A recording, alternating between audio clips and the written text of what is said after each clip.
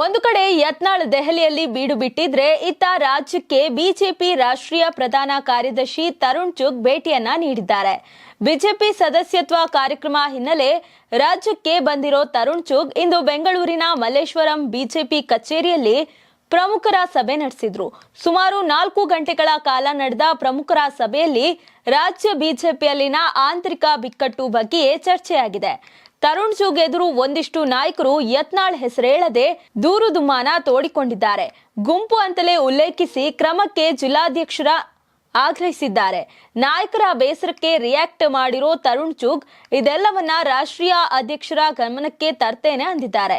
ಇನ್ನು ಇದೇ ವೇಳೆ ಜಿಲ್ಲಾ ಘಟಕದ ಅಧ್ಯಕ್ಷರಿಂದ ಬಿಜೆಪಿ ಸದಸ್ಯತ್ವ ಅಭಿಯಾನ ವಿಚಾರವಾಗಿ ವರದಿ ಪಡೆದ ತರುಣ್ ಚುಗ್ ಅಭಿಯಾನದ ಉಳಿದ ಪ್ರಗತಿ ಬಗ್ಗೆಯೂ ವರದಿ ಸಲ್ಲಿಸೋಕೆ ಸೂಚನೆ ನೀಡಿದ್ದಾರೆ. ಅಲ್ಲದೆ ಡಿಸೆಂಬರ್ 12ರೊಳಗೆ ಸದಸ್ಯತ್ವ ಪ್ರಕ್ರಿಯೆ ಪೂರ್ಣಗೊಳಿಸುವಂತೆ ತಿಳಿಸಿದ್ದಾರೆ.